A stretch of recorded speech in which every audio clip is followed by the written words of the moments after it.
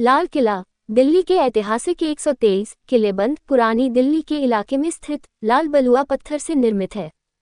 किले को लाल किला इसकी दीवारों के लाल लाल रंग के कारण कहा जाता है।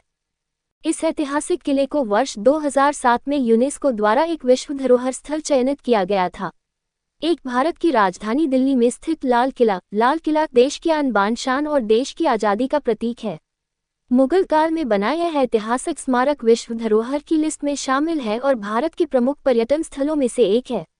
लाल किला के सौंदर्य, भव्यता और आकर्षण को देखने दुनिया के कोने कोने से लोग आते हैं और इसकी शाही बनावट और अनूठी वास्तुकला की प्रशंसा करते हैं।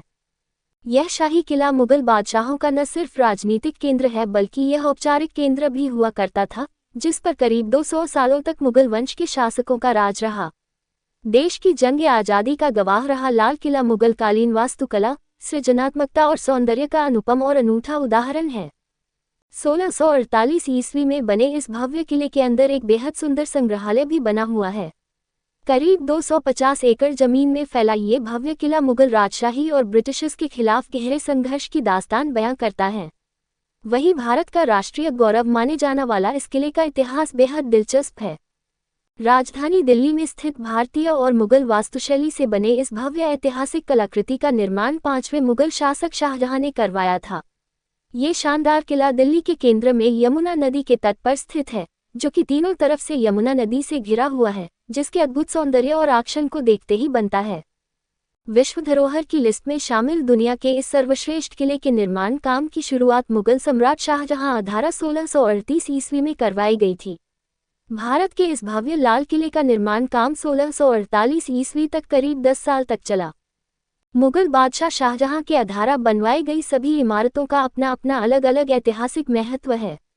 जबकि उनके द्वारा बनवाया गया ताजमहल को उसके सौंदर्य और आकर्षण की वजह से जिस तरह दुनिया के 7 अजूबों में शुमार किया गया है, उसी तरह दिल्ली के लाल किला को विश्व भर में शोहरत मिली है।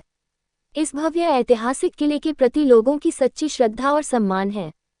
आपको बता दें कि शाहजहां इस किले को उनके द्वारा बनवाए गए सभी किलों में बेहद आकर्षक और सुंदर बनाना चाहते थे, इसलिए उन्होंने 1638 ईस्वी में ही अपनी राजधानी आगरा को दिल्ली शिफ्ट कर लिया था और फिर तल्लीनता से इस किले के निर्माण में ध्यान देकर इसे भव्य और आकर्षक रूप दिया था। मुगल सम्राट शाहजहां ने आगरा में स्थित ताजमहल को भव्य रूप देने वाले डिजाइनर और मुगल काल के प्रसिद्ध वास्तुकार उस्ताद अहमद लाहौरी को इस किले की शाही डिजाइन बनाने के लिए चुना था। वहीं उस्ताद अहमद अपने नाम की तरह ही अपनी कल्पना शक्ति से शानदार इमारत बनाने में उस्ताद थे। उन्होंने लाल किला को बनवाने में भी अपनी पूरी विवेकशीलता और कल्पनाशीलता का इस्तेमाल कर इसे अति सुंदर और भव्य रूप दिया था। यही वजह है कि लाल किले के निर्माण के इतने सालों के बाद आज भी इस किले की विशालता और खूबसूरती के लिए विश्व भर में जाना जाता है। इस भव्य किला बनने की वजह से भारत की राजधानी दिल्ली को शाहजहानाबाद कहा जाता था। साथ ही यह शाहजहां के शासनकाल की रचनात्मकता का मिसाल माना जाता था। मुगल सम्राट शाहजहां के बाद उसके बेटे औरंगजेब ने इस किले में मोती मस्जिद का भी निर्माण करवाया था। वहीं 17वीं शताब्दी पर जब लाल किले पर मुगल बादशाह जहांगीर शाह का कब्जा हो गया था, तब करीब 30 साल तक लाल किले बिना शासक का रहा था। इसके बाद नादिर शाह ने लाल किले पर अपना शासन चलाया। इसके बाद 18वीं सदी में अंग्रेजों ने लाल किले पर अपना कब्जा जमा लिया और इसे किले में जमकर लूटपाट की। भारत की आज़ादी के बाद सबसे पहले देश के पहले प्रधानमंत्री जवाहरलाल नेहरू ने इस पर तिरंगा फहराकर देश के नाम संदेश दिया था। वहीं आज़ादी के बाद लाल किले का इस्तेमाल सैनिक प्रशिक्षण के लिए किया जाने लगा और फिर यह एक प्रमुख पर्यटन स्थल के रूप में मशहूर हुआ। वहीं इसके आकर्षण और भव्यता की वजह से इसे 2007 में विश्व धरोहर की सूची में शामिल किया गया था और आज इसकी खूबसूरती को देखने दुनिया के कोने कोने से लोग इसे देखने दिल्ली जाते हैं। लाल किला सलीमगढ़ के पूर्वी छोर पर स्थित है। इसको अपना नाम लाल बलुआ पत्थर की प्राचीर एवं दीवार के कारण मिला है। यही इसकी 4 दीवारी बनाती है। ये दीवार 1.5 मील 2.5 किलोमीटर लंबी है और नदी के किनारे से इसकी ऊंचाई 60 फीट 16 मीटर तथा 110 फीट 35 मीटर ऊंची शहर की ओर से है।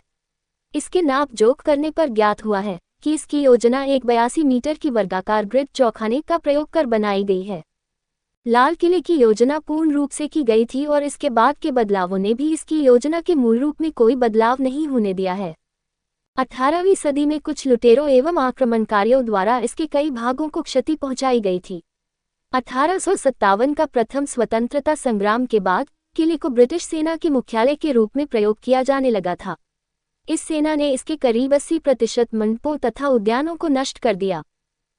इन नष्ट हुए बागों एवं बचे भागों को पुनर्स्थापित करने की योजना सन 1903 में उमर दानिश द्वारा चलाई गई। लाल किले में उच्च स्तर की कला एवं विभूषित कार्य दृश्य है। यहाँ की कलाकृतियाँ फारसी, यूरोपीय एवं भारतीय कला का संश्लेषण है, जिसका परिणाम विशिष्ट एवं अनुपम शाहजहानी शैली था। ये शैली रंग, अभिव्यंजना एवं रूप में उत्कृष्ट है। लाल किला दिल्ली की एक महत्वपूर्ण इमारत समूह है, जो भारतीय इतिहास एवं उसकी कलाओं को अपने में समेटे हुए हैं। इसका महत्व समय की सीमाओं से बढ़कर है। ये वास्तुकला संबंधी प्रतिभा एवं शक्ति का प्रतीक है। सन 1913 में इसे राष्ट्रीय महत्व के स्मारक घोषित होने से पूर्व इसकी उत्तरकालीनता को संरक्षित एवं परिरक्षित करने हेतु प्रयास हुए थे। इसकी दीवारें काफी सुचिक्यता से तराशी गई हैं। ये दीवारें 2 मुख्य द्वारों पर खुली हैं, दिल्ली दरवाज़ा एवं लाहौर दरवाज़ा। लाहौर दरवाजे इसका मुख्य प्रवेश द्वार है। इसके अंदर एक लंबा बाजार है, चत्ता चौक, जिसकी दीवारें दुकानों से कतारित हैं। इसके बाद एक बड़ा खुला स्थान है, जहां ये लंबी उत्तर दक्षिण सड़क को काटती है। यही सड़क पहले किले को सैनिक एवं नागरिक महलों के भागों में बांटती थी। इस सड़क का दक्षिणी छोर दिल्ली गेट पर है। लाहौर गेट से चत्ता चौक तक आने वाली सड़क से लगे खुले मैदान के पूर्वी ओर निक कारखाना बना है। ये संगीतज्ञों हेतु बने महल का मुख्य द्वार है। लाहौर गेट से चत्ता चौक तक आने वाली सड़क से लगे खुले मैदान के पूर्वी ओर निक कारखाना बना है। ये संगीतज्ञों हेतु बने महल का मुख्य द्वार है। इस गेट के पार एक और खुला मैदान है, जो कि मूलतः दीवान-ए-आम का प्रांगण हुआ करता था। दीवान-ए-आम ये जनसाधारण हेतु बना वृहद प्रांगण था। एक अलंकृत सिंहासन का छज्जा दीवान की पूर्वी दीवार के बीचों बीच बना था। ये बादशाह के लिए बना था और सुलेमान के राज सिंहासन की नकल ही था। राजगद्दी के पीछे की ओर शाही निजी कक्ष स्थापित हैं। इस क्षेत्र में पूर्वी छोर पर ऊंचे चबूतरों पर बने गुंबददार इमारतों की कतार है, जिनसे यमुना नदी का किनारा दिखाई पड़ता है। ये मंडप एक छोटी नहर से जुड़े हैं, जिसे नहर-ए-बहिश्त कहते हैं, जो सभी कक्षों के मध्य से जाती है। किले के पूर्वोत्तर छोर पर बने शाह बुर्ज पर यमुना से पानी चाया जाता है, जहां से इस नहर को जल आपूर्ति होती है। इस किले का प्रारूप कुरान में वर्णित स्वर्ग या जन्नत के अनुसार बना है। यहाँ लिखी एक आयत कहती है, महल की योजना मूल रूप से इस्लामी रूप में है, परंतु प्रत्येक मंडप अपने वास्तु घटकों में हिंदू वास्तुकला को प्रकट करता है। लाल किले का प्रासाद शाहजहानी शैली का उत्कृष्ट नमूना प्रस्तुत करता है। महल के 2 दक्षिणवर्ती प्रासाद महिलाओं हेतु बने हैं, जिन्हें जनाना कहते हैं। मुमताज महल, जो अब संग्रहालय बना हुआ है, एवं रंग महल, जिसमें सुवर्ण मंडित नक्काशीकृत छत एवं संगमरमर सरोवर बने हैं, जिसमें नहर-ए-बहिश्त से जल आता है। दक्षिण से तीसरा मंडप है खास महल। इसमें शाही कक्ष बने हैं। इनमें राजसी शयन कक्ष, प्रार्थना कक्ष, एक बरामदा और मुसम्मन बुर्ज बने हैं। इस बुर्ज से बादशाह जनता को दर्शन देते थे। अगला मंडप है दीवान-ए-खास, जो राजा का मुक्तहस्त से सुसज्जित निजी सभा कक्ष था। ये सचिवीय एवं मंत्रिमंडल तथा सभासदों से बैठकों के काम आता था। इस मंडप में पीटरा ड्यूरा से पुष्पीय आकृति से मंडित स्तंभ बने हैं। इनमें सुवर्ण पट भी मढ़ी है तथा बहुमूल्य रत्न जड़े हैं। इसकी मूल छत को रोगन की गई काष्ठ निर्मित छत से बदल दिया गया है। इसमें अब रजत पर सुवर्ण मंडन किया गया है। अगला मंडप है हमाम, जो कि राजसी स्नानागार था एवं तुर्की शैली में बना है। इसमें संगमरमर में मुगल अलंकरण एवं रंगीन पाषाण भी जड़े हैं। हमाम के पश्चिम में मोती मस्जिद बनी है। ये सन 1659 में बाद में बनाई गई थी, जो औरंगजेब की निजी मस्जिद थी। यह एक छोटी 3 गुंबद वाली तराशे हुए श्वेत संगमरमर से निर्मित है। इसका मुख्य फलक 3 मेहराबों से युक्त है एवं आंगन में उतरता है, जहां फूलों का मिला है। इसके उत्तर में एक वृहद औपचारिक उद्यान है, जिसे हयात बख्श बाग कहते हैं। इसका अर्थ है जीवनदायी उद्यान। ये 2 कुलियाओं द्वारा द्विभाजित है। एक मंडप उत्तर दक्षिण कुलिया के दोनों छोरों पर स्थित है एवं एक तीसरा बाद में अंतिम मुगल सम्राट बहादुर शाह जफर द्वारा 1842 बनवाया गया था। ये दोनों कुलियाओं के मिलन स्थल के केंद्र में बना है। लाल किला दिल्ली शहर का सर्वाधिक प्रख्यात पर्यटन स्थल है। ये लाखों पर्यटकों को प्रतिवर्ष आकर्षित करता है। ये किला वह स्थल भी है जहां से भारत के प्रधानमंत्री स्वतंत्रता दिवस 15 अगस्त को देश की जनता को संबोधित करते हैं। ये दिल्ली का सबसे बड़ा स्मारक भी है। एक समय था जब 3000 लोग इस इमारत समूह में रहा करते थे, परंतु 1857 के स्वतंत्रता संग्राम के बाद किले पर ब्रिटिश सेना का कब्जा हो गया एवं कई रिहायशी महल नष्ट कर दिए गए। इसे ब्रिटिश सेना का मुख्यालय भी बनाया गया। इसी संग्राम के एकदम बाद बहादुर शाह जफर पर यही मुकदमा भी चला था। यहीं पर नवंबर 1945 में इंडियन नेशनल आर्मी के 3 अफसरों का कोर्ट मार्शल किया गया था। ये स्वतंत्रता के बाद 1947 में हुआ था। इसके बाद भारतीय सेना ने इस किले का नियंत्रण ले लिया था। बाद में दिसंबर 2003 में भारतीय सेना ने इसे भारतीय पर्यटन प्राधिकारियों को सौंप दिया। इस किले पर दिसंबर 2000 में लश्कर-ए-तोयबा के आतंकवादियों द्वारा हमला भी हुआ था। इसमें 2 सैनिक एवं 1 नागरिक मृत्यु को प्राप्त हुए।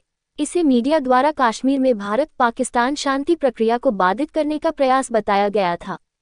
1947 में भारत के आज़ाद होने पर ब्रिटिश सरकार ने ये परिसर भारतीय सेना के हवाले कर दिया था।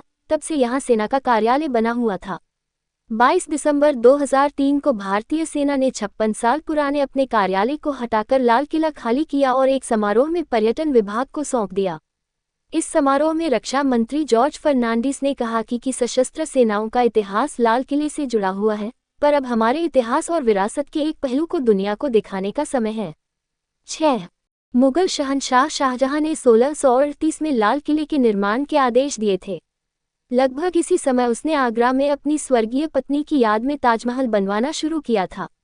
लाल किले पर 1739 में फारस के बादशाह नादिर शाह ने हमला किया था और वह अपने साथ यहां से स्वर्ण मयूर सिंहासन ले गया था, जो बाद में ईरानी शहंशाहों का प्रतीक बना। 1857 के गदर के बाद ब्रिटिश सेना ने लाल किले पर नियंत्रण कर लिया।